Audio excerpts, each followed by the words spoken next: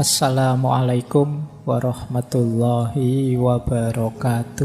Bismillahirrahmanirrahim. Hari ini kita kaji nawaitunya dalam rangka kegembiraan kita, rasa syukur kita. Bagi saya, hadirnya para nabi, para rasul, termasuk Rasulullah, itu bagian dari cintanya Allah kepada kita. Jadi para nabi itu bukti cintanya Allah pada manusia, wujudnya juga manusia yang penuh cinta. Jadi dunia nubuah itu sebenarnya dunia yang isinya dari cinta ke cinta untuk cinta. Baik, kalau saya ngomong cinta-cinta ini, saya tidak tahu yang muncul di kepalamu apa. Saya khawatirnya konsep cintamu, konsep cinta-cinta hari ini. Atau kalian sudah jenuh dengan kata-kata cinta. Bismillah, kita mulai. Malam hari ini kita enteng-enteng dulu ya. Tidak terlalu berat, karena saya sudah ngitung malam hari ini mungkin saya tidak bisa sangat maksimal. Saya baru turun dari pesawat jadi agak goyang.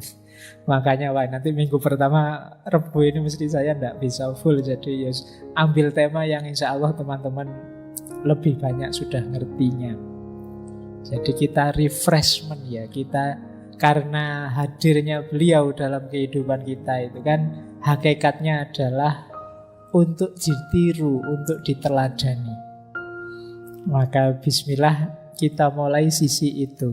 Semoga tidak ada yang tanya, Pak ini kan ngaji filsafat Pak. Nanti kalau temanya kayak gini jangan-jangan jadi pengajian. Pengajian ya rapopo. Wong yo memang judulnya ngaji. Jadi tidak apa-apa. Ya tema moral, tema akhlak itu kan tema besar dalam tradisi filsafat. Kadang-kadang memang ada yang tanya ke saya, Pak, filsafat itu kan ya Plato, Socrates, Aristoteles. Kalau di Fawais temanya opo wae masuk. Lah ya filsafat itu kan membahas ontologi. Ontologi itu membahas yang ada. Loh, apa yang tidak ada? Segalanya ya ada. Mimpimu juga termasuk yang ada. Khayalanmu ya termasuk yang ada. Jadi apa sih yang tidak bisa dibahas oleh filsafat? Objeknya. Jadi itu ya, kalau nanti ada yang tanya kenapa kok temanya tidak karu-karuan ngaji filsafat itu. Ngalor ngidul kadang-kadang. Ini filsafat beneran apa enggak? Ya tidak ada tema pemikiran manusia yang tidak filsafat. Dan tidak ada objek yang tidak filsafat. Apalagi filsafat itu ya objeknya kan segala yang ada. Yang itu di filsafat namanya ontologi. Baik, bismillah kita mulai tentang akhlak dan adab kenabian ini. Saya awali dari sini. Kita ngaji beneran malam hari ini. Itu ayat yang biasanya sering disebut kalau kita memulai kajian tentang Rasulullah Muhammad Sallallahu Alaihi Wasallam. Ada kabar dari surat At-Taubah ayat 128 menegaskan kerasulan beliau. Jadi laqad ja'akum rasulun min anfusikum. Sungguh telah datang pada kalian seorang rasul dari kalangan kalian sendiri. Yo, rasul itu minna, kelompok kita. Azizun alaihi ma'anittum.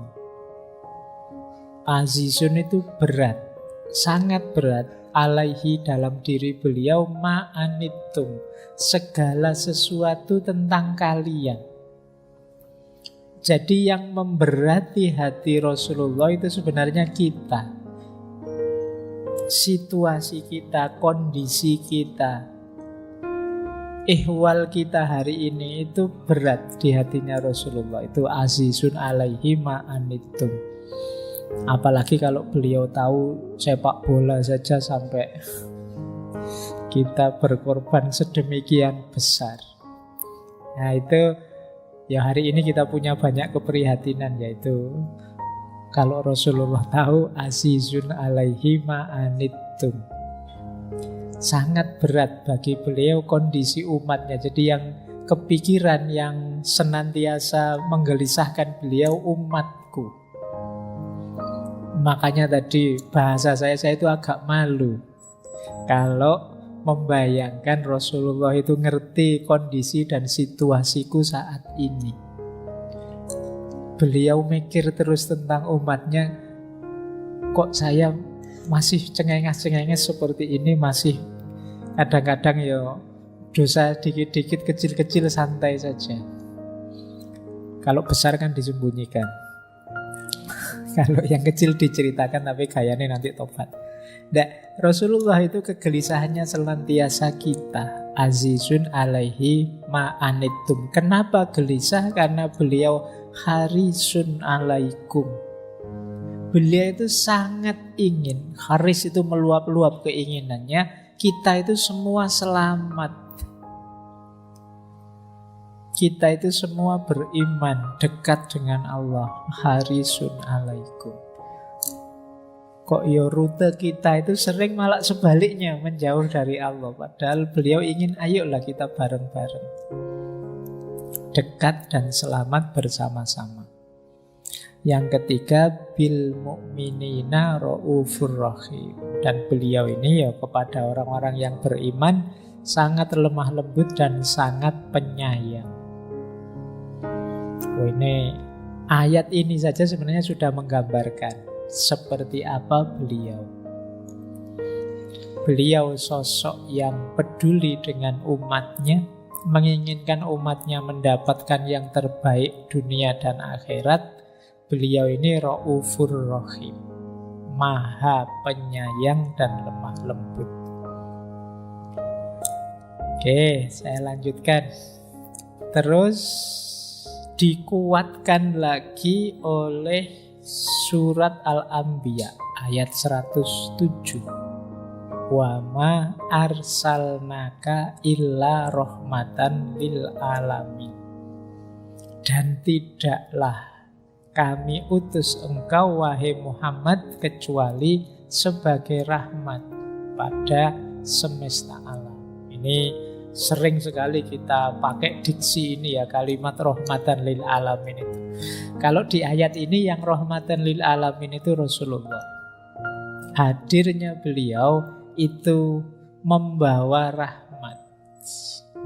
Jadi menghadirkan kasih sayang, kedamaian di seluruh alam semesta. Untuk itulah beliau diutus. Jadi ini dua dasar yang menegaskan kerasulan beliau. Yang ayat yang pertama tadi laqad ja'akum rasulun, ayat yang kedua wa ma arsalnaka illa rahmatan lil alamin. Jadi baik, jadi ini dasarnya ya, beliau ini utusannya Allah. Nah, tak tambah sedikit quotes, mungkin kalian kurang merasa keren, kan ayat Pak. Mbok yo ada ndak pengakuan, banyak pengakuan tentang beliau. Tidak hanya dari kalangan muslim. Misalnya itu saya bawa dari Alphonse de Lamartine. Ini beliau penulis, sastrawan, termasuk founding father-nya Perancis modern hari ini. Kata dia, if greatness of purpose, kalau tujuan yang besar, smallness of mean, alat-alat perangkat fasilitas yang kecil, yang sederhana, an astonishing result, hasil yang mengagumkan, are the three criteria of a human genius. Who could dare compare any great man in history with Muhammad? Kalau tujuannya besar, tapi fasilitas media peralatannya sederhana, dan hasilnya mengagumkan, Ini jadi kriteria orang jenius. Jadi kata Dila Martin, kalau orang jenius itu bisa mencapai hal-hal besar dengan alat-alat sederhana, dengan fasilitas yang sederhana. Ini kita sebut jenius. Siapa yang bisa menandingi Muhammad? Beliau orangnya sederhana. Jadi bukan dari kalangan yang raja atau kalangan yang konglomerat atau apa enggak.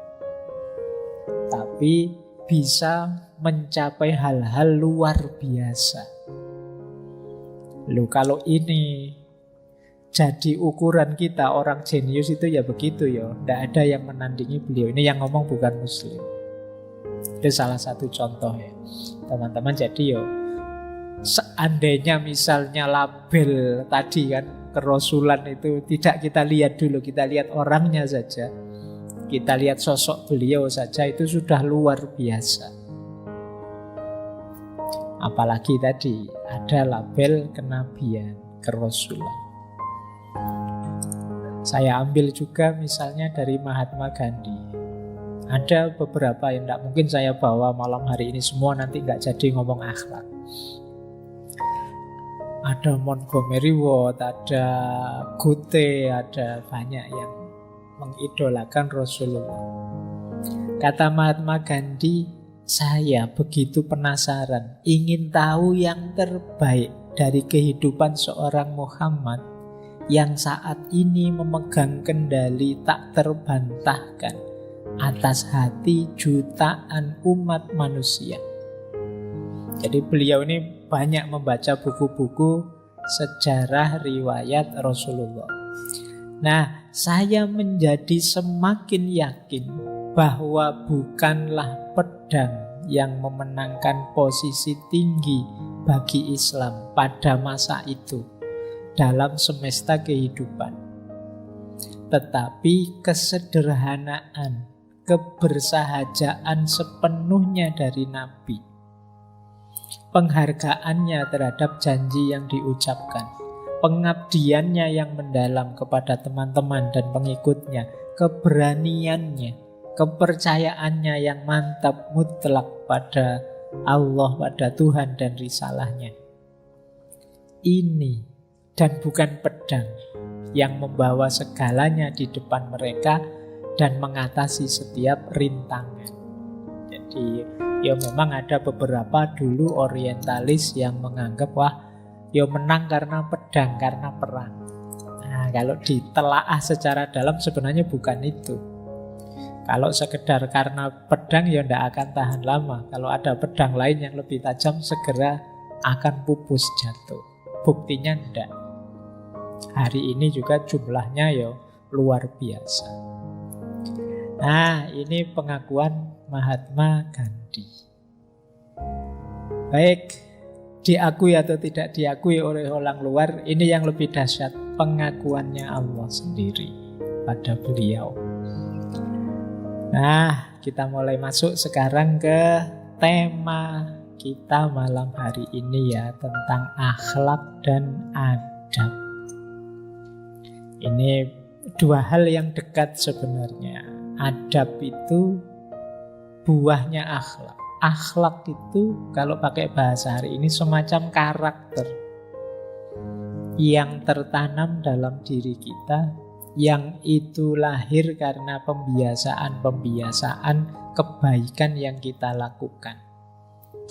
Sehingga ketika kita sekarang melakukan kebaikan itu keluarnya spontan. Itu berarti sudah akhlak. Jadi akhlak itu bukan pencitraan. Wah, kalau pas banyak orang kayaknya soleh sekali. Kalau pas nggak ada orang, pencilaannya muncul lagi. Suka-sukanya keluar lagi. Ini bukan akhlak. Akhlak itu yang keluar otomatis, tanpa dipikir. Kalau bahasanya Imam Ghazali, min ghairi fikrin waruwiyatin, tanpa dipikir, tanpa dipertimbangkan. Itu keluar. Coba kalian cek ya. Orang kelihatan aslinya itu biasanya ya yang spontan-spontan, yang tidak dipikir panjang. Orang itu kalau memang terbiasa mengucapkan kalimat yang baik, kaget pun keluarnya kalimat yang baik. Astagfirullah. Subhanallah, itu otomatis. Tapi kan kadang-kadang kalian tidak begitu, tapi pencitraan saja. Aslinya yo keluar itunya, misuhnya keluar kalau pas aslinya ngono. Tapi kalau pas wah ini ada yang dilirik ini, kayaknya astagfirullah, subhanallah. Nah, ini belum akhlak. Akhlak itu yang kalian keluarnya otomatis, itu akhlak. Jadi tidak pakai pertimbangan panjang. Kalau pakai pertimbangan panjang itu, waduh ini ketemu guru saya ini, enaknya minggir apa cium tangannya? Ya sudahlah, tak cium tangan saja. Ini belum tertanam, masih mikir panjang. Kalau sudah akhlak itu otomatis keluar. Nah, bisa muncul otomatis ketika sudah dibiasakan. Itulah akhlak. Orang hari ini menyebutnya karakter. Jadi, nah nanti memang dekat dengan adab. Kalau adab itu manifestasinya dalam budaya, dalam kehidupan nyata. Misalnya saya punya akhlak jujur. Nah, terus ketika ngomong saya apa adanya. Di situasi konkret hidup saya ngomong apa adanya. Nah, ini adab. Saya akhlakku menghormati guru, menghormati orang tua. Kalau ketemu saya cium tangan. Cium tangan adab. Jadi adab itu wadah budayanya, perilaku konkretnya. Kalau akhlak itu karakter yang tertanam dalam jiwa. Nah ini kalau Rasulullah itu ya akhlaknya sudah jaminan. Itu ada wa innaka la'ala khuluqin adzim. Sungguh engkau sudah ada di makom, di posisi akhlak yang agung. Atau ayat selanjutnya, surat Al-Maidah ayat 21. Laqad kana lakum fi rasulillahi uswatun hasanah. Sungguh untuk kalian dalam diri Rasulullah itu ada teladan yang baik, contoh yang baik. Jadi berarti apa? Dia harus jadi kiblat kita. Beliau harus jadi tuntunan panutan kita. Itu uswah hasanah. Makanya orang Jawa, orang Sunda itu kadang manggil beliau pakai kanjeng. Kanjeng Nabi. Mungkin teman-teman masih banyak ya pakai istilah kanjeng. Itu kanjeng itu apa? Kalau di Jawa itu akronim, singkatan dari Kang Ajeng. Kang Ajeng itu yang diposisikan di depan. Kenapa diposisikan di depan? Karena beliau untuk kita tiru. Kalau di belakang kita tidak bisa niru. Di depan biar bisa kita lihat sehingga kita bisa niru. Makanya dipanggil kanjeng. Ya, sebenarnya ini panggilan kalau di Jawa zaman dulu untuk bangsawan-bangsawan, untuk orang-orang panutan itu dipanggil dengan nama kanjeng. Kalau Allah malah pakai istilah pangeran. Itu sebenarnya nanti ada rahasia-rahasianya kalau orang Jawa. Tapi kanjeng tadi itu maksudnya. Ya memang beliau sangat dimuliakan, makanya pakai istilah kanjeng Nabi untuk diikuti. Sehingga ditaruh di depan. Kang Ajeng. Ini di Sunda juga pakai istilah itu, di Jawa juga pakai istilah itu.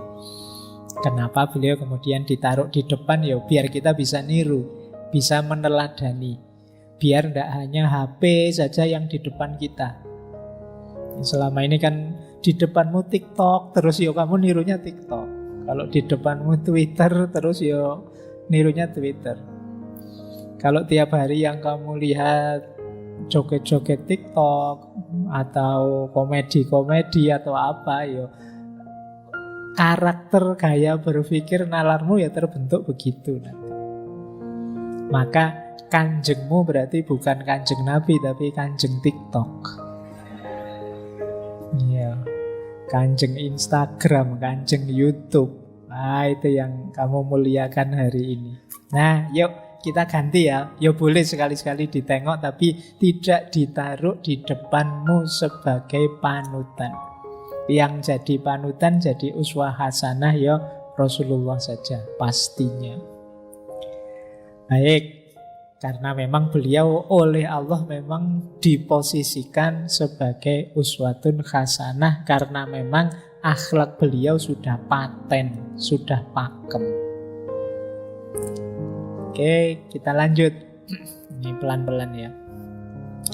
Nah, kenapa tema akhlak penting, akhlak dan adab ini penting? Ya karena misinya Rasulullah sendiri, beliau bilang innama bu'istu li utammima makarimal akhlak. Sesungguhnya aku diutus untuk menyempurnakan akhlak yang mulia, membuat akhlak mulia jadi utuh, jadi sempurna. Berarti apa? Yuk kita perhatikan benar aspek akhlak ini. Karena itu berarti kita sedang mensukseskan misinya Rasulullah. Berarti tadi kegelisahan besarnya Rasulullah yang azizun alaihi ma'anitum, sebagian besar mungkin keprihatinan ketika ada problem masalah akhlak. Jadi kadang-kadang akhlak itu kan kececer di belakang, dilihatnya paling akhir. Nah, mulai sekarang yuk, bukan berarti yang kalau orang-orang kan kadang-kadang sholat enggak dia, apa enggak, itu yang dilihat itunya dulu kan. Tapi sekarang boleh ditambah akhlaknya juga dicek, karena ini juga variabel penting misi utamanya Rasulullah. Innama bu'istu li utammima makarimal akhlak. Bahkan ada hadis yang isinya semacam sumpah dari Rasulullah, walladzi nafsi biyadihi, sungguh demi zat yang jiwaku ada di tangannya, ini demi Allah, la yadkhulul jannata ahadun illa bihusnil khuluqi.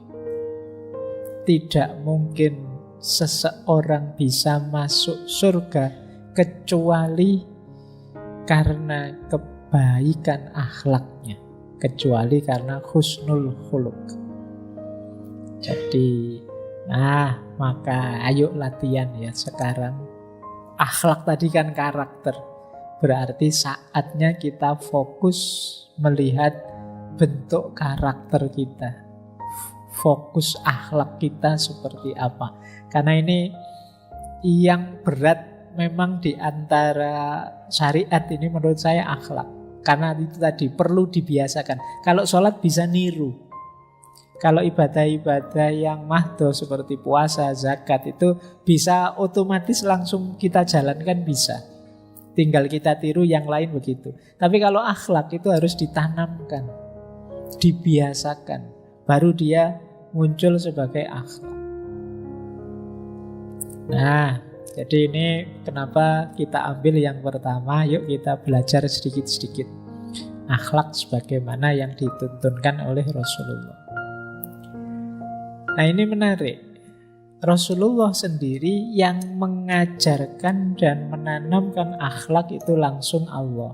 Ada banyak ayat-ayat Al-Quran yang maknanya secara langsung menuntun Rasulullah dari Allah untuk perilaku-perilaku berakhlak.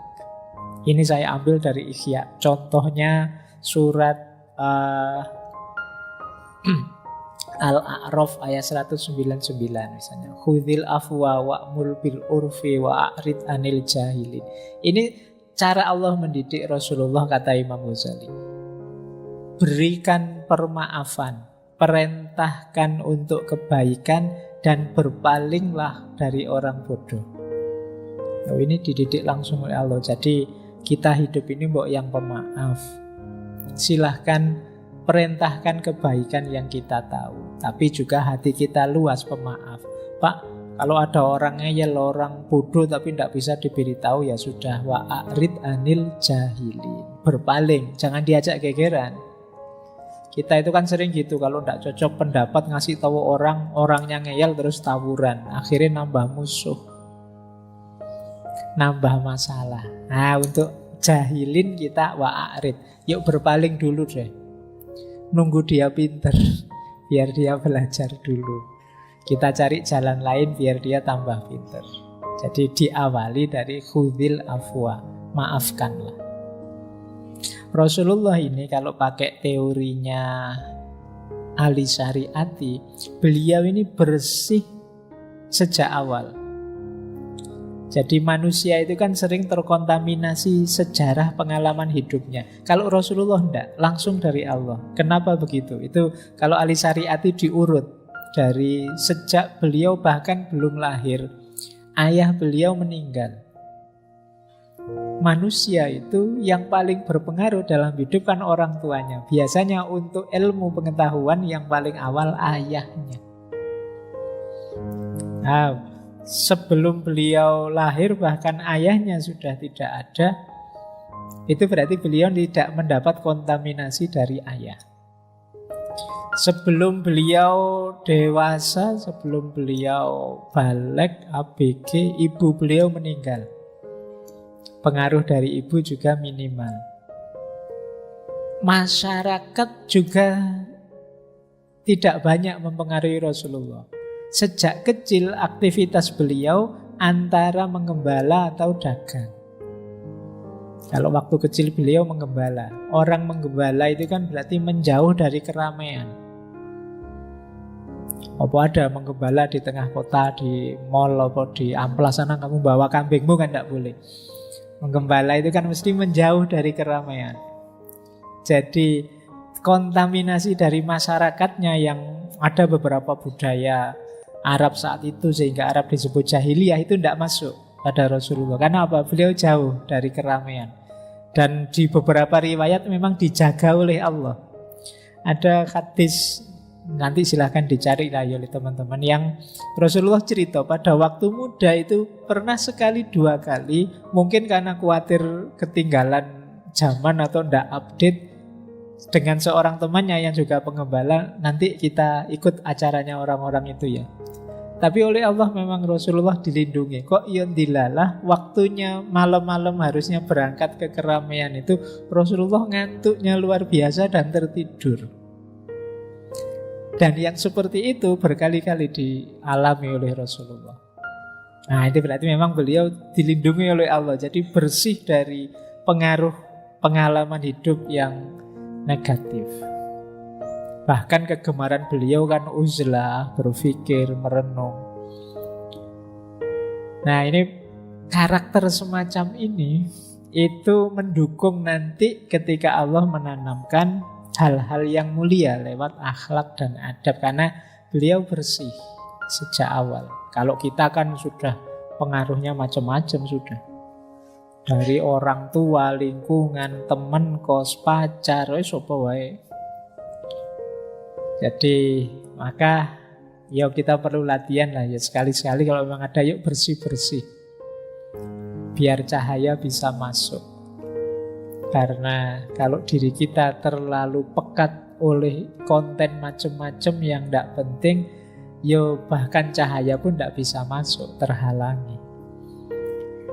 Baik, jadi ini Rasulullah langsung diajari oleh Allah dan beliau ini memang bersih. Sejak awal skenario hidup beliau mengarahkan beliau tidak terkontaminasi oleh masyarakatnya, oleh orang tua dan keluarga beliau. Oke, kita lanjutkan. Saya awali dari sini ya. Tentang akhlak beliau ini dari Syekh A'id Al-Qarni. Di kitab Muhammad Ka'annaka Tarohu. Rasulullah itu manusia yang terpuji sejak namanya. Namanya sendiri memang artinya yang terpuji. Jadi kata beliau, Muhammad Shallallahu Alaihi Wasallam adalah nama yang sesuai dengan orangnya, julukan yang sesuai dengan simbolnya, dan sifat yang sesuai dengan keteladanannya. Dalam dirinya terhimpun semua hal terpuji, meraih semua kemuliaan, menguasai norma-norma kebaikan, tiada tandingan dalam keteladanannya, dan mempunyai keistimewaan dalam kepemimpinan. Ini kita awali dari nama. Ternyata sejak nama beliau itu memang sudah terpuji. Jadi antara bungkus dan isinya tidak selisih. Namanya Muhammad, orangnya terpuji. Mungkin di masjid ini malam hari ini yang hadir yang namanya Muhammad banyak. Semoga casing dan isinya sama ya. Ya, amin lah ya. Jadi kan banyak yang casingnya Apple, isinya beda. Jadi kalian, saya yakin namamu itu baik-baik semua. Orang tuamu memilihkan nama juga baik. Tinggal kamu buktikan bahwa bungkusmu tidak menipu. Nanti namanya Soleh, anaknya pencilaan, kurang ajar, nyebeli, tidak nyambung. Ya, nanti namanya Latif, lemah lembut, tapi tiap hari meso, tiap hari ngomong keras, tidak nyambung. Casing dan isi tidak cocok. Tapi kalau Rasulullah, bungkusnya sama isinya nyambung. Klop sudah. Memang oleh Allah skenarionya dibikin seperti itu. Sejak beliau kecil, pas nama yang dipilih oleh kakek beliau ya Muhammad. Orangnya ya terpuji. Baik, kita lanjutkan. Sebelum ke akhlak ya, saya pelan-pelan saja. Kalau ini ciri fisiknya, ada banyak kitab yang membahas fisiknya Rasulullah. Tapi ini kalimat di kitab ini menarik. Ini yang nulis Syekh Said bin Abdul Qadir dalam kitabnya, judulnya Al-Ayatul Bayyinat fi A'dha'ir Rasulillah min Mu'jizat. Jadi ini menarik, kitab ini isinya anggota tubuhnya Rasulullah itu bagian dari mukjizat. Karena memang luar biasa. Rasulullah itu sosoknya, kalau di banyak kitab disebut, kalau dekat dengan orang tinggi, beliau tidak kelihatan pendek. Kalau dekat dengan orang yang pendek, beliau tidak kelihatan terlalu tinggi. Nah itu, ini di situ dijelaskan di kitab itu. Ya bagian dari mukjizatnya Rasulullah. Ya kalau kita kan tidak. Kalau saya ini dekat dengan orang tinggi, hilang. Jadi karena saya pendek, dekat dengan orang pendek baru setara. Oke. Untungnya kalau hujan banyak petir saya selamat. Yang tinggi dulu yang kena. Ruginya kalau banjir. Kalau banjir kena duluan. Oke. Kalimatnya Syekh Said bin Abdul Qadir menarik. Allah menciptakan Muhammad dengan bola mata yang hitam, memancarkan keteduhan. Yang kalian garis bawahi keteduhannya. Jadi ya bola mata hitam itu indah, tapi indah yang teduh. Bulu mata yang lentik, alis yang panjang, tapi dari situ memancar aura lembut, bersih, dan bercahaya. Nah itu garis bawahi 3 kata yang terakhir ini.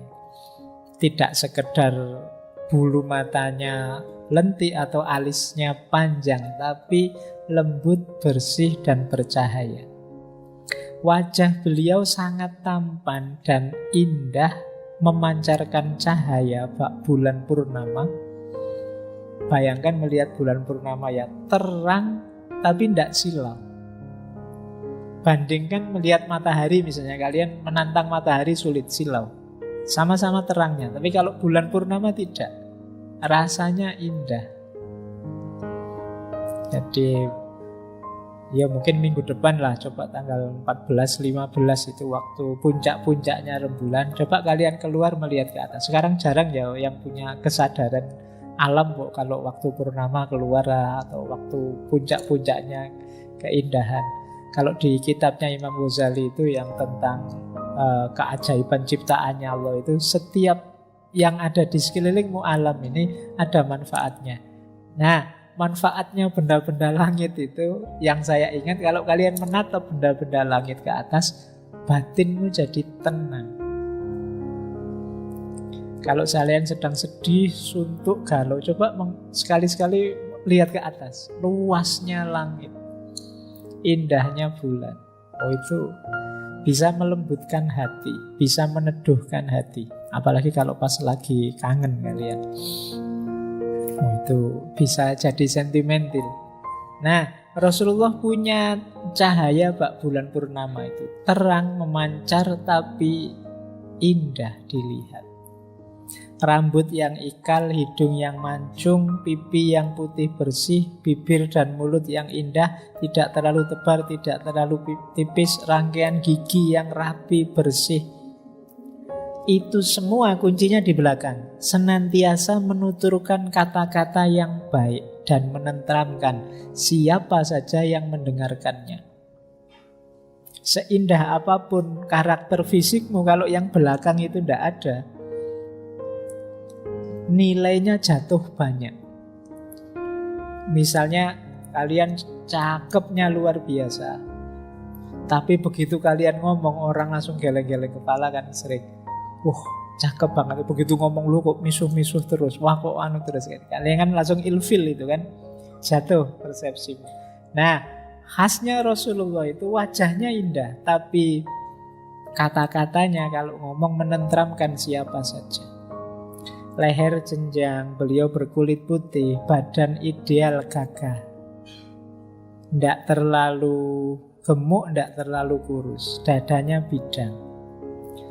Lengan tangan beliau kekar, telapak tangan lebar, jemarinya panjang. Betis beliau kokoh, kuat, tegap, dan penuh semangat. Nah, yang terakhir ini bagian untuk menunjukkan beliau ya tegas dan penuh semangat dalam perjuangan. Jadi kondisi fisik beliau itu nyambung dengan misi yang harus dijalankan, dengan misi risalah beliau. Jadi kita bisa membaca akhlak, karakter, dan misi risalah itu bahkan dari postur tubuh beliau. Itu yang disebut tadi, kalau Syekh Said tadi kan, bahwa anggota tubuhnya Rasulullah itu juga mukjizat.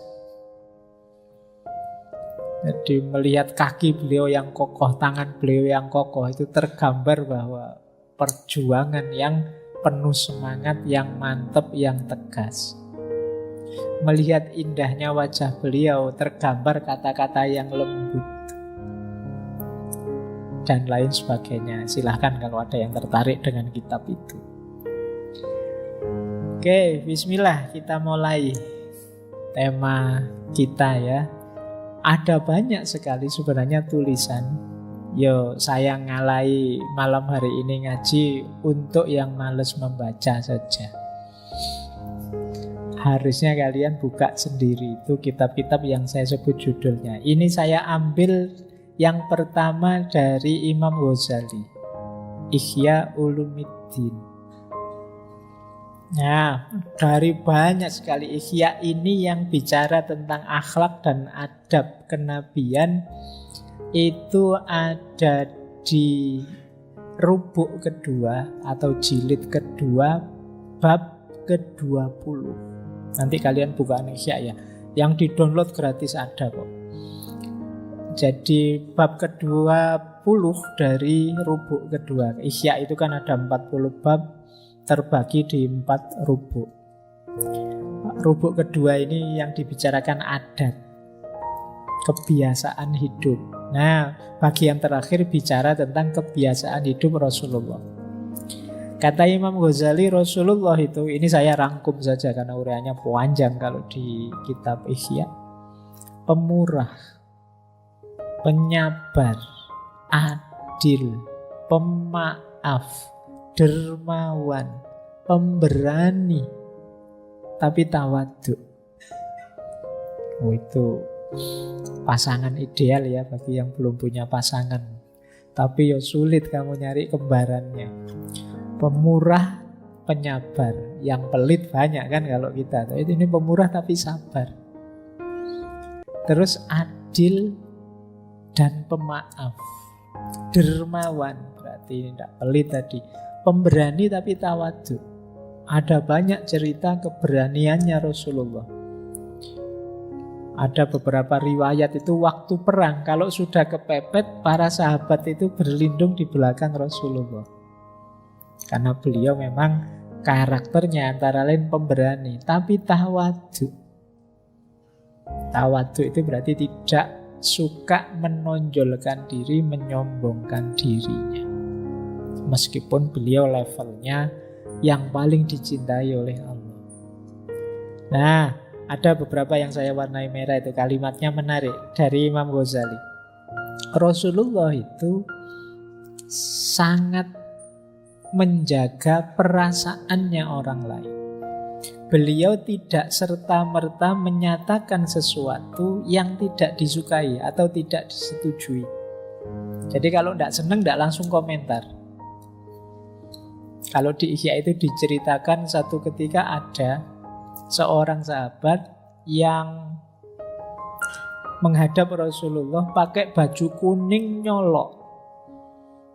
Yang itu kalau dilihat mungkin juga tidak enak, tidak pantas, tidak cocok, tidak sesuai. Mungkin sahabat yang lain juga terganggu, tapi tidak enak ada Rasulullah. Rasulullah sebenarnya tidak terlalu cocok dengan kostumnya orang ini. Mungkin pakai baju kuning yang menyala, duduknya paling depan sehingga ganggu yang lain misalnya. Tapi tidak diingatkan. Baru setelah orang itu pergi, Rasulullah bilang, kalau ada temannya atau ada tetangganya yang bisa mengingatkan dia bahwa cara berbusana semacam itu tidak terlalu bagus, akan lebih baik. Tapi orangnya sudah tidak ada. Nah itu kan mungkin tetangganya atau temannya yang, oh iya saya temannya, besok saya ingatkan. Rasulullah bisa begitu.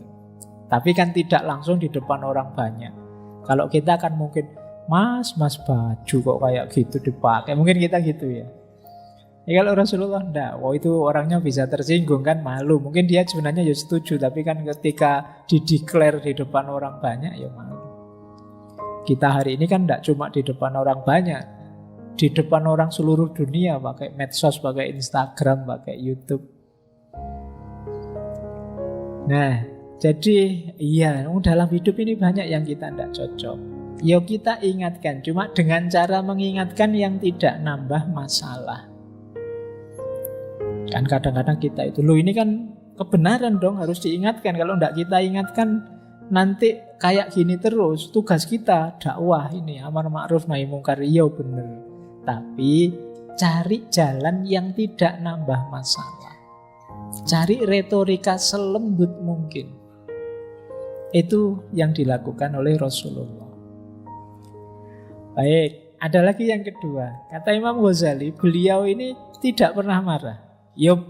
Kalau terpaksa marah atau menegur seseorang, biasanya setelah itu diikuti dengan semacam hiburan-hiburan.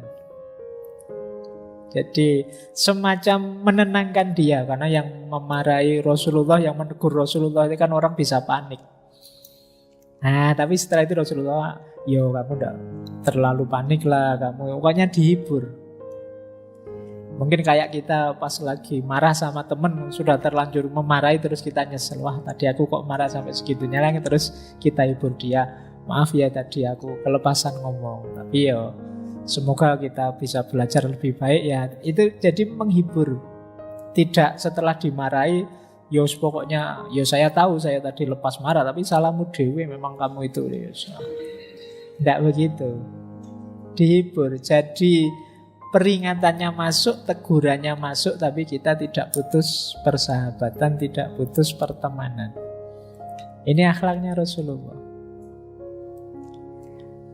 Yang ketiga, mendahulukan keperluan orang lain.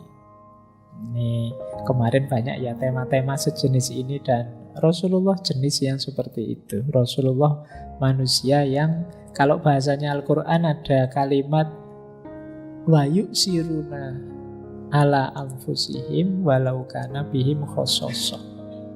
Jadi mengutamakan yang lain meskipun diri mereka juga ada kebutuhan. Ada cerita di Ihya itu, satu ketika ada orang minta ke rumahnya Rasulullah, dikasih.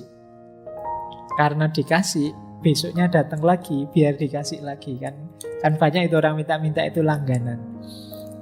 Karena ngerti, wah ini orang baik yang punya rumah ini, jadi dia sering datang. Hari kedua datang dikasih lagi sama Rasulullah. Hari ketiga datang dikasih lagi. Hari keempat datang, Rasulullah tidak punya apa-apa untuk diberikan. Kata Rasulullah, wah hari ini saya tidak punya apa-apa.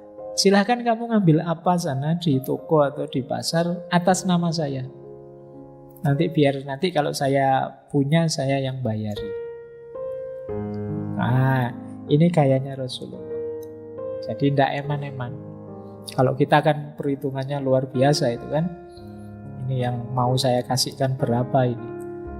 Kadang-kadang keliru. Mungkin kayak Jumatan itu kan buka dompet kayak lama sekali tuh. Akhirnya golongannya 2.000 yang keluar. Lama itu kan milih ini yang 2.000 tadi mana sudah dia. Kok yang kelihatan kok yang 100-an terus itu. Untung kamu tidak ngantuk ya. Kadang ngantuk terus 50.000 masuk ini. Oke. Jadi Rasulullah tidak perhitungan. Kalau memang punya memberi. Baik, ini gambaran ya. Tapi kalau yang ingin detail silakan dibaca di Ihya Ulumuddinnya Imam Ghazali. Ada lagi, kalau ini yang nulis Syekh Syafi'ur Rahman Mubarakpuri dari India, nulis Ar-Rahiq Al-Maktum tentang akhlaknya Rasulullah juga. Ya yang pertama sangat pemberani, kalau ini semua ngerti ya.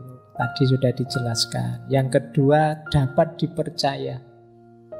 Jadi Rasulullah itu sudah masyhur di kalangan masyarakat Arab. Bahkan sebelum menjadi nabi, beliau ini Al-Amin, orang yang dapat dipercaya. Memang beliau bersih dan lurus sejak awal. Kemudian tawadhu. Tadi sudah dijelaskan, selalu memenuhi janji. Jadi memenuhi janji itu ya, kalau memang akadnya jam 7 ya jam 7, jam 8 ya jam 8. Nah, kalau kita kan beda cara. Kita sering molor. Tahun lalu, 2 atau 3 tahun yang lalu yang di kita ada Pak Cik dan Mak Cik dari Malaysia itu yang kuliah di sini. Alhamdulillah beliau berdua sudah lulus. Itu minggu-minggu pertama beliau kaget waktu kuliah di sini. Pak Faiz, kalau di sini kuliah jam 7, mulainya memang setengah 8 ya Pak. Mahasiswanya datang setengah 8, dosennya malah lebih lambat lagi. Itu. Terus saya jawab, oh beda Pak Cik. Kalau di Indonesia membaca waktunya beda. Jadi itu bukan salah orangnya, cara membaca waktunya beda, itu untuk menutupi malu saja. Betapa kita itu sering tidak tepat waktu. Tepat waktu bagian dari menepati janji. Kadang-kadang kita panitia itu kan kalau ingin yang diundang datangnya jam 9 kan, terus di undangan ditulis jam 8. Kenapa? Kalau ditulis jam 9 datangnya jam 10. Oke, dan akhirnya menyulitkan kita semua itu kan. Mesti kalau ada apa-apa dihitung kan. Oh ini undangannya jam 8, berarti nanti mulainya jam 9. Ya saya datang jam 9. Baik. Nah, teladan Rasulullah yuk. Sesuai akad, sesuai yang kita janjikan. Ngaji filsafat ya kalau bisa mulai jam 8 ya jam 8. Selesai jam 10, jam 10. Atau kita pakai prinsip kalau mulai boleh telat-telat dikit asal selesainya on time. Atau selesainya lebih awal. Nah, kemudian silaturahim. Rasulullah sangat gemar menyambung tali silaturahim. Penyayang dan lembut terhadap orang lain. Kalau ini masyhur sekali. Jadi kalau teman-teman memang sangat ingin meneladani Rasulullah, ayo latihan lembut.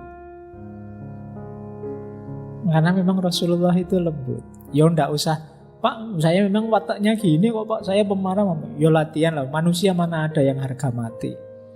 Bisa latihan. Saya dulu dari Mojokerto, cara ngomongnya agak kayak Surabayaan. Agak medoknya medok, agak spontan kayak Surabaya. Tapi ya sudah hampir 30 tahun di Jogja ya. Kalau saya pulang, mesti orang sana bilang Mojokertonya hilang. Berarti kan bukan harga mati. Jadi kalau teman-teman merasa, oh ya sudah, karakter saya memang begini kok Pak, mau apa ya enggak. Ya kamu ubah jadi begitu. Pasti bisa. Manusia itu enggak seperti binatang yang paket jadi. Boleh. Enggak apa-apa. Jadi seperti Rasulullah, ayo latihan penyayang. Nah, kalau ini lebih berat, suka memaafkan, lapang dada. Wah, hari ini sulit ya memaafkan, sekarang kita budayanya lapor polisi. Iya kan? Yo, maaf ya maaf, tapi polisi jalan terus, itu namanya belum maaf. Masih harus lewat polisi. Nah, ayo latihan yang longgar hati kita. Apalagi kalau itu memang hanya urusan kecil-kecil. Ada banyak hal penting nanti mungkin menyita waktu kita kalau terlalu kita urusi. Jadi ayo latihan yang longgar. Rasulullah itu bahkan ada cerita masyhur sekali di awal-awal beliau dakwah di Mekah itu. Beliau itu tiap pagi ketika ingin sholat di Ka'bah itu ada seorang tetangga beliau yang sangat benci. Yang itu kalau beliau lewat kadang ditaburi pasir, kadang ditaburi kotorannya unta, kadang diludahi. Itu sampai putri beliau Sayyidah Fatimah itu sering membersihkan bajunya ayahnya, rambutnya ayahnya sambil menangis karena usilnya tetangganya ini. Tapi satu ketika pagi-pagi Rasulullah jalan ingin ke Ka'bah, kok tidak ada yang melempar kotoran, kok tidak ada yang menaburi pasir. Ini beliau heran, ini kemana orangnya ini? Apa kehabisan kotoran? Apa? Kok tidak ada yang melempar? Akhirnya tanya pada orang situ, ini beliau ini yang biasanya ada di sini kemana? Oh, beliau sakit Rasulullah, tadi malam beliau sakit. Nah, pagi itu langsung Rasulullah menjenguk. Orangnya betapa kagetnya. Ini musuh yang sangat saya benci, yang tiap hari saya sakiti, justru yang menjenguk paling awal. Itu menyentuh hati dia, sehingga kemudian masuk Islam. Itu gaya dakwahnya Rasulullah. Jadi kadang-kadang justru dengan kelembutan, keterbukaan hati, kemurahan hati, dan pemaaf, orang tersentuh, geser minadz-dzulumati ilan nur. Biasanya orang itu kalau ditabrak, disalah-salahkan, malah sulit untuk sadar. Bukan berarti tidak tahu itu salah. Saya tahu itu salah, tapi wis kadung gengsi, mau gimana. Jadi teman-teman kan sering gitu kan, kalau disalahkan itu kan mesti cari-cari alasan. Kamu telat ya? Loh, sebenarnya saya tidak pengen telat Pak, tapi ya gimana lagi? Pinter ngomong kamu kan. Nah, kenapa? Kamu tahu sebenarnya salah. Kenapa cari alasan? Ya karena ditabrak langsung sih. Coba tadi mengingatkannya nggak model, kenapa kamu telat gitu? Ayo silakan masuk dulu mas, nggak apa-apa. Nanti belakangan baru ngomong, minggu depan kita tetap ya seperti tadi jamnya, jangan telat. Yang telat ya, itu mungkin dia bisa berubah. Tapi kalau ditabrak langsung, kemungkinan gengsinya keluar, sehingga malah tidak jadi lebih baik. Nah, ini strategi kayak gini sudah jarang ditemukan. Kita pinginnya saling tabrak, pinginnya segera orang lain harus ikut saya, karena saya yang paling benar. Baik, selanjutnya Rasulullah itu pribadi yang penuh kegembiraan, meskipun kalau tertawa tidak sampai terbahak-bahak. Kehadiran beliau selalu menggembirakan. Jadi ada istilah Rasulullah itu basam. Basam itu selalu tersenyum. Meskipun tidak sedang tersenyum, yang di dekat beliau merasa disenyumi. Kalau mungkin pakai bahasa hari ini, memang auranya aura yang menggembirakan. Kehadirannya ditunggu-tunggu. Nah, mungkin kebalikannya kita ya. Kalau teman-teman kita kan, kalau kita tidak hadir, alhamdulillah dia tidak datang, urusan aman. Kalau dia datang kacau mesti. Tapi kalau Rasulullah tidak, kehadirannya ditunggu. Kemudian Rasulullah itu tentu saja rajin ibadah, terus cerdas. Beliau punya fatonah. Kemudian selalu menyampaikan kebenaran meskipun pahit. Ada banyak kebenaran yang harus kita sampaikan. Meskipun kadang wah ini resiko, wah ini pahit, ya tidak apa-apa. Asal tadi ya cari retorika yang pas, biar manfaat, maslahat. Terus yang terakhir sabar. Ada banyak ujian, ada banyak kesulitan, tapi beliau tidak pernah putus asa. Detail ureanya cari ya di kitabnya Syekh Sofiur Rahman Mubarakpuri, Ar-Rahiq Al-Maktum.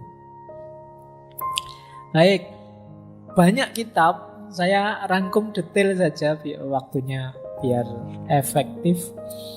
Tambahan dari yang tadi, dari banyak kitab yang lainnya, yang tadi kan sudah dijelaskan. Yang pertama 4, siddiq atau jujur, amanah, tabligh, fatonah. Ini sifat-sifat Nabi. Jadi ini tidak perlu dijelaskan ya. Siddiq itu jujur, amanah itu bisa dipercaya, tabligh itu beliau menyampaikan semua yang harus beliau sampaikan, dan fatonah itu cerdas. Kemudian bersih. Bersih itu maksudnya apa? Rasulullah itu cinta kebersihan. Ini pelajaran kita ya.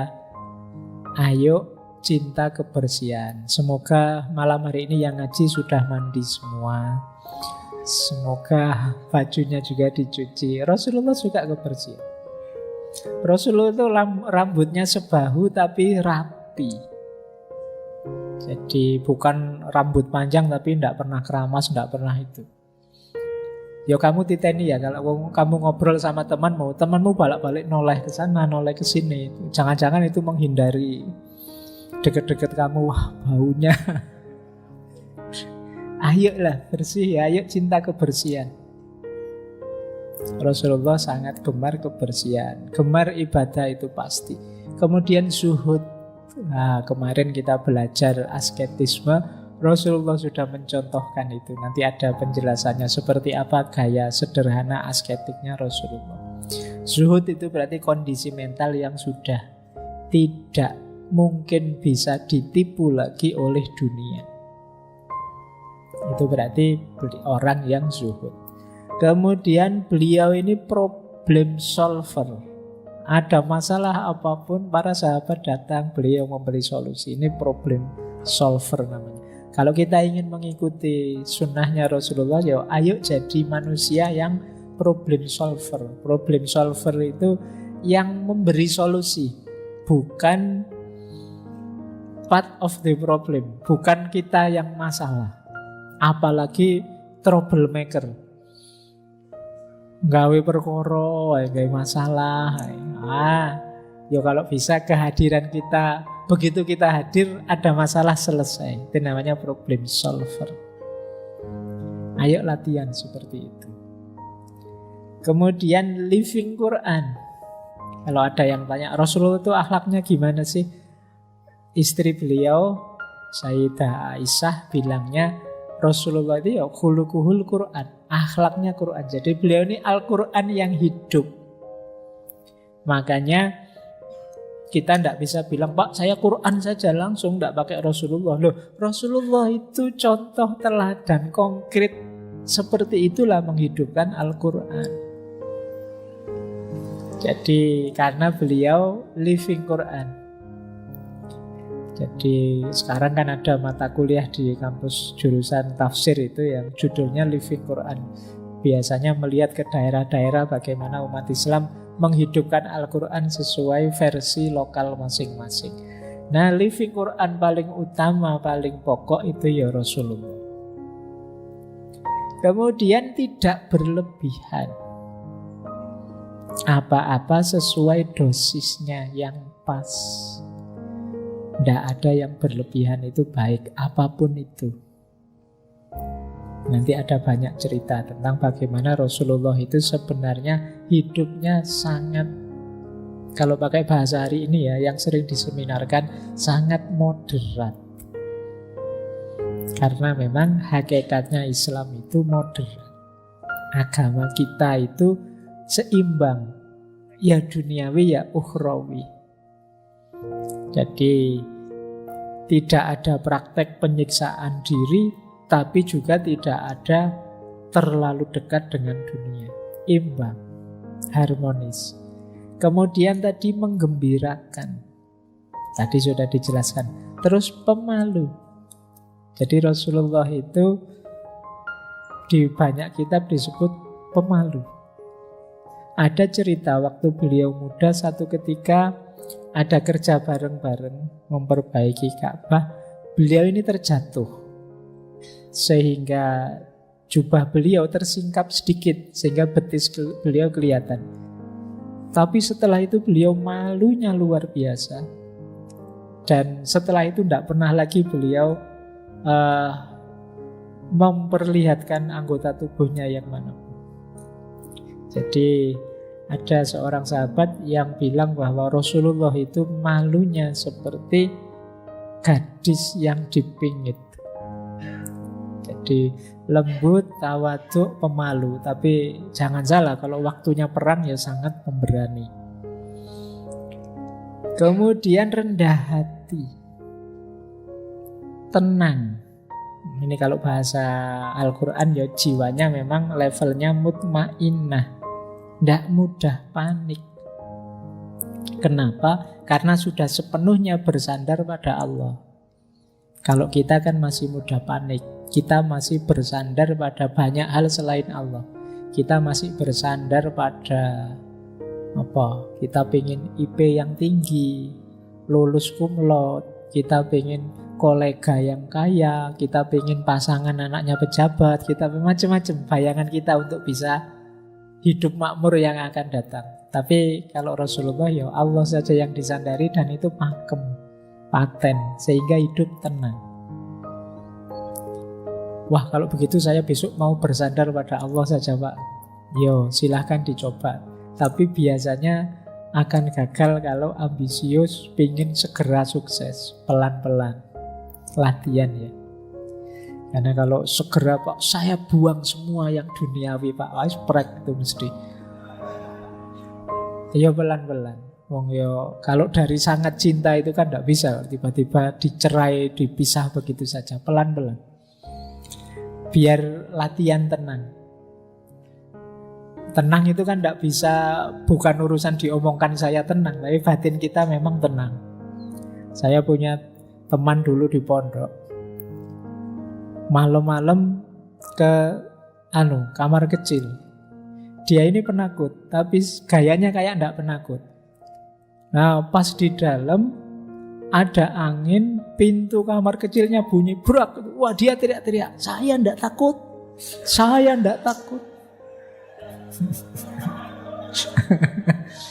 Teriaknya saya tidak takut, tapi teriak saya tidak takut itu menunjukkan sedang ketakutan dia. Nah, jadi takut tidak takut, ketenangan tidak bisa dilihat dari omongan. Jadi saya tenang kok, Pak, saya tidak apa-apa kok, Pak, saya ayo. Perilakumu itu bisa membuktikan kamu tidak tenang dan kamu apa-apa sebenarnya. Ya, makanya yang ambisius pengen langsung, enggak, ya pelan-pelan lah. Wah, ini saya harus niru Rasulullah semuanya. Alamat gagal sudah. Kalau ambil, ya pelan-pelan. Wah, saya bisa niru mulai ini, Pak, mulai ini, Pak. Boleh, pelan-pelan ya. Terus beliau ini empatik. Empatik itu mampu merasakan yang dirasakan orang lain, yang dirasakan oleh umat beliau.